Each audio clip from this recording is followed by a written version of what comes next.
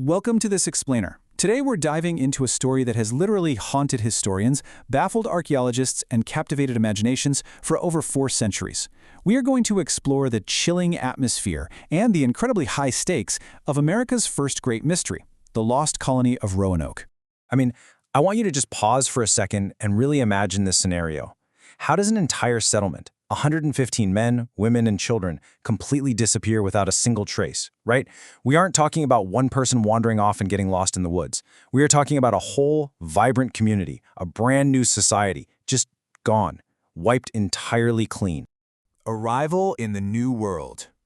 To truly wrap our heads around this mystery, we have to travel all the way back to the year 1587. Long before highways, cities, or even dirt roads covered the land, the eastern coast of America was a wild, silent, and frankly, deeply feared frontier. Dense, unexplored forests stretched out for thousands of miles, native tribes heavily guarded their ancient territories, and the Atlantic Ocean itself was a brutal barrier known to just swallow ships without warning. It was here, on a small, isolated island off the coast of modern-day North Carolina, that a group of English settlers arrived, carrying with them an immense amount of hope and the incredibly heavy burden of starting civilization completely from scratch. Now, what makes this story so incredibly high stakes is that specific number, 115. See, these weren't just hardened military soldiers or rough explorers like the failed expeditions that had come before them. Their leader, a visionary guy named John White, brought over entire families. We're talking men, women, and young children, all crossing the ocean, hoping to carve out a permanent new life. Actually, among these brave colonists was White's own daughter, Eleanor, who soon gave birth to a baby girl named Virginia Dare. Little Virginia was the very first English child born in the New World. So the sheer scale of what was at stake here was absolutely enormous. It wasn't just a military outpost. This was the future of a people. But their daily existence quickly became this harrowing tale of 2 extremes. During the daytime, there was a genuine sense of peace. The settlers worked together to build wooden homes near the shore, they meticulously planted their new crops, and the warm smoke from their cooking fires rose steadily into the clear sky. It felt like the beginning of an American dream. But nighttime brought a creeping, undeniable psychological terror. As the weeks dragged on, their crucial food supplies were dropping rapidly. Relations with the nearby indigenous tribes were incredibly tense and uncertain. And even worse, settlers began reporting strange whispers echoing through the ancient dark woods after sunset, claiming to see unfamiliar shadows moving silently between the trees. The isolation was slowly but surely starting to take its toll. A desperate call for help. That escalating fear, combined with those dangerously dwindling supplies, pushed the fragile colony to an absolute breaking point. The settlers realized they simply couldn't survive the upcoming winter alone. They desperately needed food, heavier tools, and significant reinforcements from England if they were going to make it. So John White made the agonizing, heartbreaking decision to act as their lifeline. He agreed to sail back across the treacherous Atlantic Ocean, leaving his daughter and newborn granddaughter behind, promising the colony that he would return with a fleet of supplies as quickly as humanly possible. Let's trace exactly what happened next, because fate had wildly different plans for John White. In 1587, White leaves the Roanoke colony for England. He makes the dangerous crossing successfully, but almost immediately after he arrives back on British soil, the Anglo-Spanish War breaks out in 1588. This was a massive existential conflict, and every single available English ship was immediately seized by the Crown for naval battle. Absolutely no vessel was allowed to leave for America. White was literally trapped. Weeks turned into desperate months. Months agonizingly turned into years. He paced the docks, begging for a ship. It wasn't until 1590, 3 agonizing years later, that John White was finally able to secure passage back to Roanoke. And during those 3 long, brutal years, the Roanoke settlers were utterly, completely alone on the edge of the known world. No one knows what they endured during that time. No letters survived the elements. No journals were ever found in the dirt. No witnesses remained to tell the tale. Just a heavy, unbreakable, haunting silence. You really have to wonder how long they waited by the shore, scanning the horizon for a ship that never came, before they finally realized they were completely on their own. The eerie return.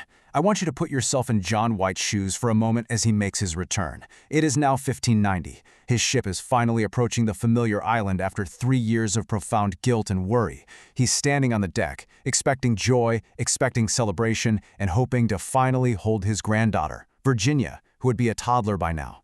Instead, as the ship anchors and he steps ashore, the silence is deafening. He is met with something absolutely terrifying.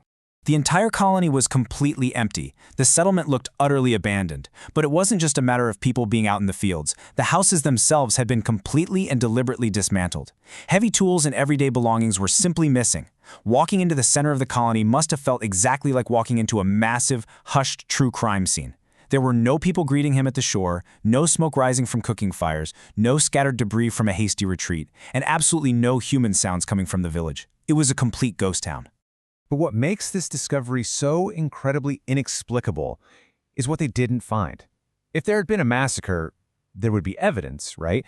But there was no blood anywhere in the soil. There were no bodies left behind. There were no hastily dug graves. Absolutely zero signs of an attack, a struggle, or any form of violence. The palisade walls were perfectly intact, but the 115 people inside had simply evaporated into the thin coastal air. The only clues left. With an entirely empty settlement and no obvious signs of a struggle, let's put on our detective hats.